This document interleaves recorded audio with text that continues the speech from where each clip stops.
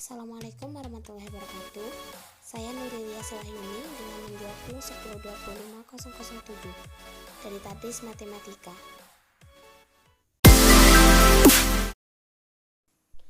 Aristoteles lahir di Stragia, kota wilayah Kalkidike, Tarakia, Yunani, di mana kota tersebut dahulunya termasuk ke dalam wilayah Makedonia Tengah tahun 384 sebelum Masehi.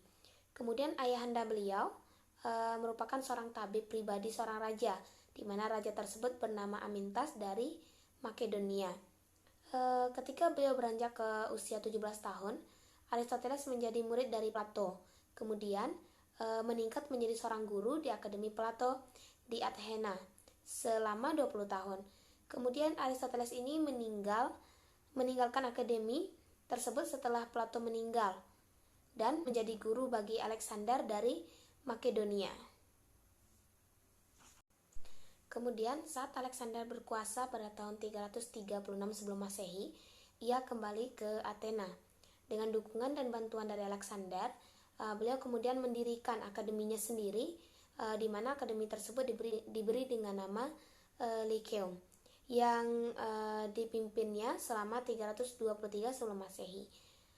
Kemudian perubahan politik seiring jatuhnya Alexander menjadikan dirinya harus kembali kabur dari Athena guna menghindari nasib naas sebagaimana dulu dialami Socrates. Aristoteles meninggal tak lama setelah pengungsiannya tersebut. Kemudian Aristoteles sangat menekankan empirisme untuk menekankan pengetahuan.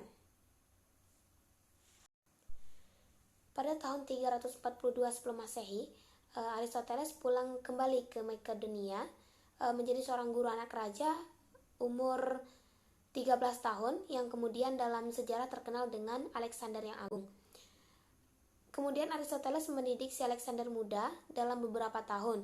Di tahun 335 sebelum Masehi, sesudah Alexander naik tahta kerajaan, Aristoteles kembali ke Athena, dan di situ dibukalah sekolah untuk Aristoteles itu sendiri. Dia berada di Athena 12 tahun, satu masa yang berbarengan dengan karir penaklukan militer Alexander.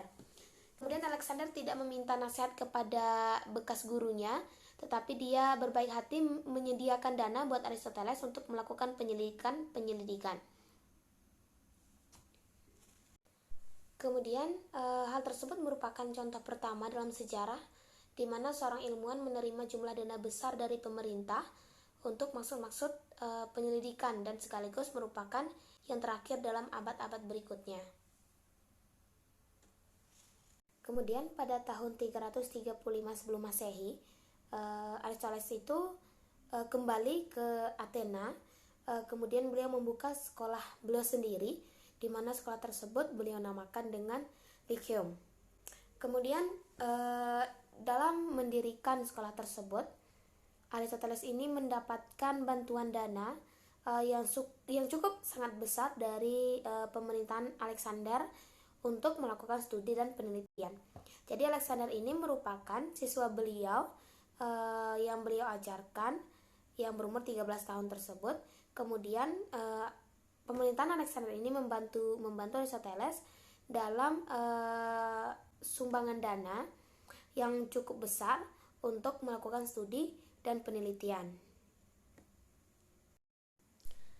Kemudian di dalam bidang ilmu alam, Aristoteles ini merupakan orang pertama yang mengumpulkan dan mengklarifikasikan spesies-spesies biologi secara sistematis. Jadi bukan hanya di bidang matematika saja, tetapi di bidang ilmu alam saja beliau sudah menjadi orang pertama yang menyatakan atau mengumpulkan dan mengklarifikasikan bahwa spesies-spesies biologi secara sistematisnya. Kemudian berbicara mengenai tentang Aristoteles, beliau ini seperti yang telah saya jelaskan sebelumnya, beliau ini mengajar seorang anak raja ternama pada saat itu yang bernama Alexander. Kemudian beliau tinggal di sekolah Plato tersebut dan mengajar anak seorang raja terkenal tersebut. Kemudian beliau menulis mengenai tentang berbagai macam, yaitu fisika, metafisika, puisi, logika, retorika, politik, pemerintahan, etnis, biologi, dan zoologi. Kemudian filsafat Aristoteles ini berkembang dalam 3 tahapan. Yang pertama, ketika dia masih belajar di Akademi Plato, ketika gagasannya masih dekat dengan gurunya tersebut, kemudian ketika ia mengungsi, dan terakhir pada waktu ia memimpin Lyceum, mencangkup mengenai tentang 6 karya tulisnya yang membahas masalah logika yang dianggap sebagai karya-karya yang paling berkompetensi dan berkontribusi di bidang metafisika, fisika, politik, ilmu kedokteran, ilmu alam, dan karya seni seperti yang telah saya jelaskan tadi. Itu merupakan karya-karya yang paling populer dan berkontribusi di bidang metafisika, fisika, politik, ilmu kedokteran, ilmu alam, dan karya seni seperti yang telah saya jelaskan tadi. Itu merupakan karya-karya yang paling populer dan berkontribusi. Kemudian di dalam bidang politik, Aristoteles percaya bahwa bentuk politik yang ideal adalah gabungan dari bentuk demokrasi dan monarik. Karena luasnya lingkup karya-karya dari Aristoteles tersebut, maka beliau itu dianggap berkontribusi dengan skala ensiklopedis, di mana kontribusinya meliputi bidang-bidang yang sangat beragam sekali, seperti fisika, astronomi, biologi, psikologi, metafisika. Misalnya studi tentang prinsip-prinsip asal mula dan ide-ide dasar tentang alam, logika formal, etika, politik, dan bahkan teori retorika dan puisi. Kemudian logika Aristoteles adalah suatu sistem berpikir deduktif yang bahkan sampai saat ini masih dianggap sebagai dasar dari setiap pelajaran tentang logika formal. Meskipun demikian, dalam penelitian ilmiah, beliau menyadari pula betapa pentingnya observasi, eksperimen, dan berpikir induktif.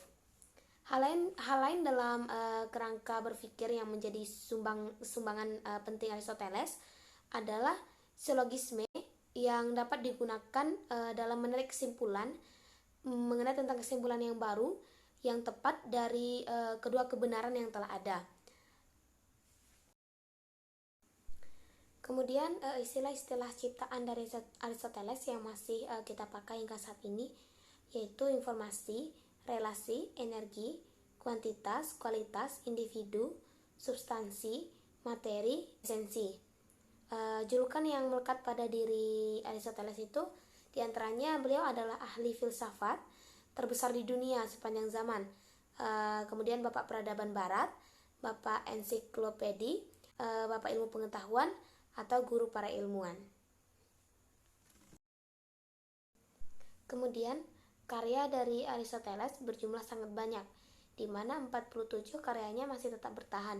Daftar kuno mencatat tidak kurang dari 170 buku hasil ciptaan dari Aristoteles.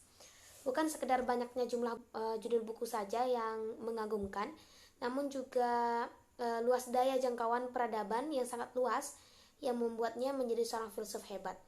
Karya ilmiah yang menjadi ensiklopedi ilmu dan rujukan untuk jamaahnya.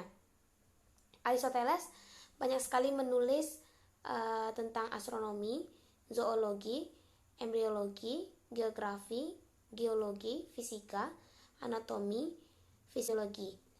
Pernyataan yang sangat fenomenal pada saat itu adalah bumi itu bulat, dan hampir setiap karyanya dikenal di masa Yunani purba. Kemudian Aristoteles ini merupakan orang pertama yang menyatakan bahwa bumi itu bulat, dan hampir setiap karangan beliau itu dikenal pada masa Yunani purba. Kemudian beliau menyumbang gagasan yang brilian untuk tiap bidang. Aristoteles menulis tentang etika dan metafisika, psikologi, ekonomi, dan masih banyak yang lainnya, baik itu adat istiadat dan lain sebagainya. Yang tak kalah pentingnya dari sekian banyak hasil karyanya yaitu karya tentang teori logika.